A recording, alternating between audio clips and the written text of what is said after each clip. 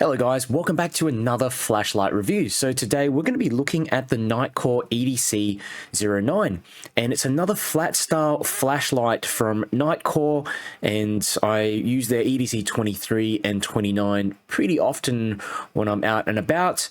And yeah, as you can see, this one comes with a rotating head. So it's also got adjustable color temperature. And you've got this magnet there, strong magnet here on the tail, so you can attach it to your workbench, maybe a support beam. And I do like as well that it comes with a double-sided clip, a very sturdy double-sided clip, so you can wear this thing on your hat as well.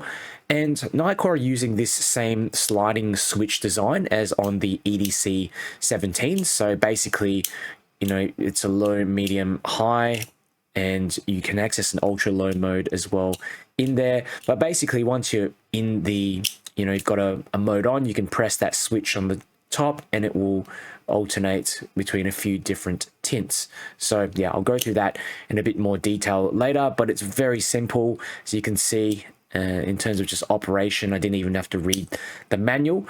And in terms of what you get in the box, it's everything that you can see here. So that is the box. I believe this must be the Chinese version, so what they sell internally. And I've got USB-C charging cable as well. They do include a lanyard there. But yeah, that is pretty much it. Oh, you do get an instruction manual, of course. And I have a few other flat style flashlights as well that I just will place side by side. And you can see here with my Nitecore EDC23, it's almost the same size. I mean, it's a little bit longer and the clip juts out a bit on the EDC09. But yeah, it's a fairly small EDC flashlight. It's a lot, I say it's considerably smaller than the EDC29 over here. I've got my Nextorch TA70 as well. So here's a little close-up of the Nitecore EDC09, and you've got this solid stainless steel body, and they've added a PVD finish as well on the outside. So yeah, in my experience with the Nitecore EDC23 and 29, this build and finish holds up quite nicely to scratches and drops. And I do like how the hinge mechanism feels quite solid, so you do need to give it a firm bit of pressure to move around. Some would say it's even, it's quite stiff, but I do prefer it this way. That way it sort of doesn't accidentally flip open and stuff like that in your pocket. And it's IPX6 water resistant, 2-meter impact resistance as well. So it's tough enough for outdoors use. If you're carrying it around the workshop as well and you drop it, you don't have to worry. General EDC, be pretty good. And this sliding switch here, and the mode button's quite intuitive, quite easy to find. So yeah, when you're holding it in your hand as well, just generally quite ergonomic. And yeah, in terms of the sliding switch, you've got this, basically just adjusts the brightness. Okay, so if you want to go all the way to high, that 1600 lumen mode, you can flick all the way like that, kind of like a one-step mode to get to the highest, setting. And yeah, basically you can switch color temperatures. Both of these switches are made of metal. You've got a USB-C charging port here as well, and yeah, there you go, just sealed underneath. And when you turn the light on, or if you press that main switch here, you have this battery indicator. So those represent 25% increments. And you do have a 1100 milliamp hour battery in there. It's a lithium ion battery. And yeah, so it does come with a two-way clip, like I mentioned at the start of this video. And yeah, the magnetic tail, obviously, to attach it on to things. And it's cool that you can sort of flip the head down and maybe clip it onto your backpack in the front of your pocket, that kind of thing here. And yeah, have it sort of for hands-free work. What I like to do with these kind of lights is to actually attach them onto my hat. So yeah, you can just use them hands-free, just walking around as well. So here's a little look down the bezel. And Nitecore are using two quad-core MCT UHE LEDs, is what they call them.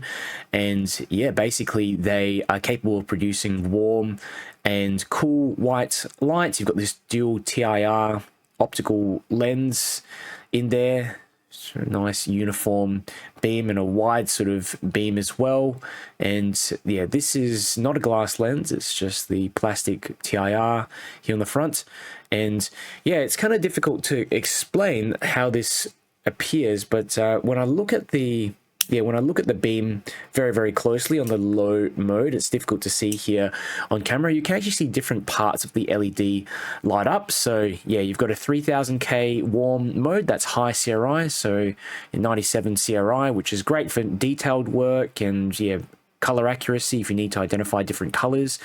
And you've got a 4500K neutral mode, which is 83 CRI, so that's kind of a great general use one, still decent color rendition. And when Nitecore reference that 1600 lumen output, what they're talking about is the cool white mode. So the warm white mode is only rated at 1050 lumens, still pretty decent. Okay, so in terms of the UI, very simple. Now, if you want to access a moonlight mode, you just press that button. They call it the ultra low mode. Press that button, then flick the switch on, and you've got a really low mode. Then you can press that switch again to cycle between the 3 different tints. Turn off and turn back on here to that first pivot point. You've got like a low, medium, and high.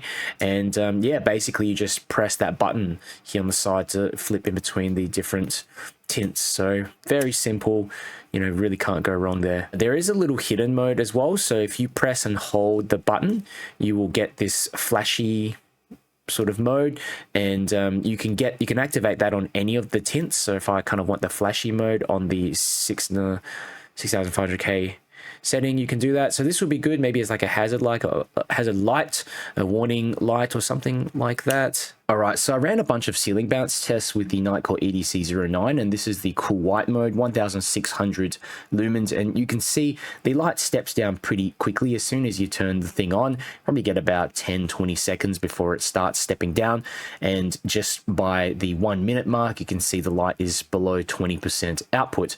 Here's a second ceiling bounce test on the neutral white mode, 1450 lumens. This is the highest mode again, and you can see you get a little bit longer, so about half a minute of runtime before the light steps down to just around 20% of the output. And you can see here on the warm white mode, 1050 lumens, the highest mode in the warm, you've got half a minute of runtime before the light has a sharp step down and similar sort of 20% output. Here are some tests that I ran with my Audible Lightmaster Pro if you want to pause the video and take a look. But yeah, quite impressive given the small lenses in here. You get over 150 meters of range on the highest mode, and it was good to see also the CRI ratings in the warm mode were from 96 to 97. So some considerations if you're thinking of getting the Nitecore EDC09. So this rotating head is a cool innovation, does make it quite handy to be able to focus and point the light in different directions and orientate it based on, you know, what you're working with. But yeah, it does make the light heat up a lot more easily since the thermal transfer is interrupted at this joint here. So yeah, as a result, the light steps down almost immediately on the high mode. And yeah, this is the norm for these kind of right angle / hinge design flashlights, unfortunately. And one of this is that the rest of the body can't be used to effectively dissipate heat. So yeah, the second consideration is the built-in non-replaceable battery, which is, you know, comes part and parcel with a lot of these flat style flashlights. The third consideration is that this light produces a very floody sort of beam. So if you do need long distance performance, this isn't the flashlight for you. Overall, the Nitecore EDC09 is a surprisingly useful EDC work light. It's easy to operate, it's tough enough for work demands, well, most work demands, and the UI is intuitive. It's just, you just flick that switch and you're done. Press the other button to go through the different tints.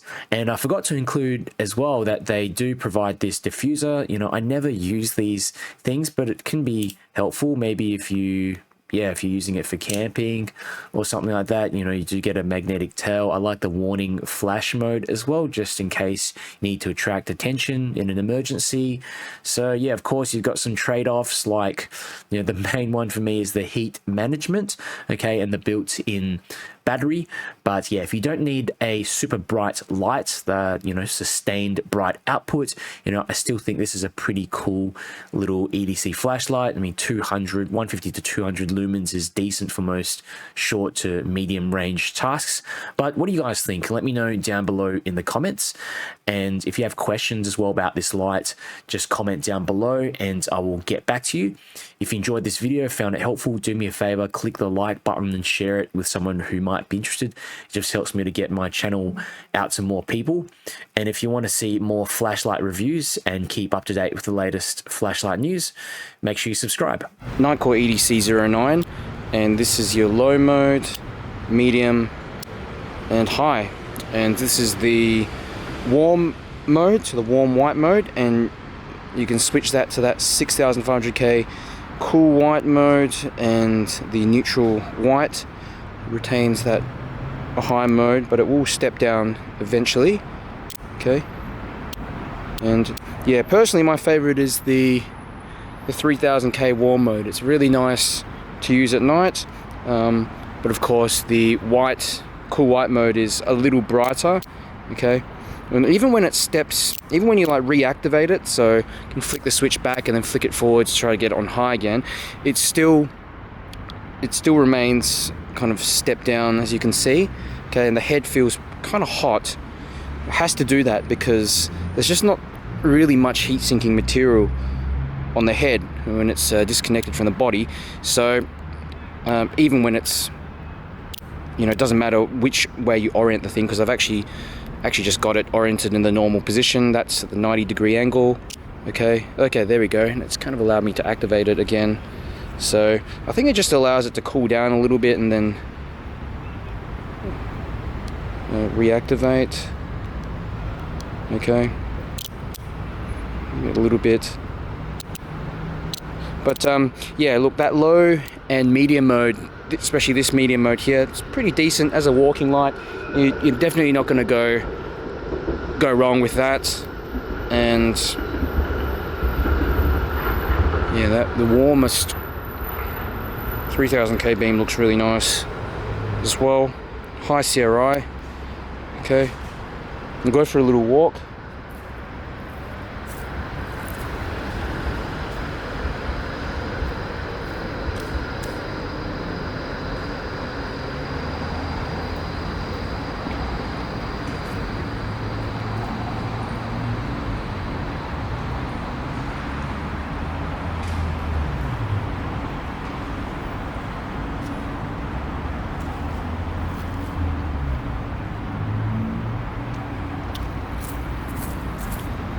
And it's a pretty floody beam. I mean, you can kind of get most of the way to the end, especially when you first activate it. But yeah, this is more of a floody sort of beam, as you can see. The beam profile starts maybe, yeah, just a little while ahead of me, maybe 60 centimeters in front of me. So, yep. EDC09. The highest mode, just kind of walking around. It's a bit of ambient light, or a fair bit of ambient light, but kind of a situation where you might use it in an urban environment, I suppose.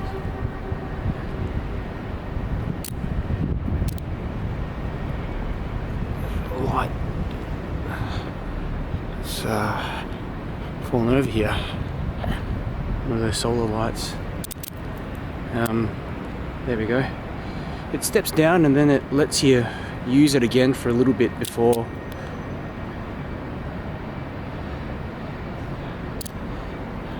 so yeah.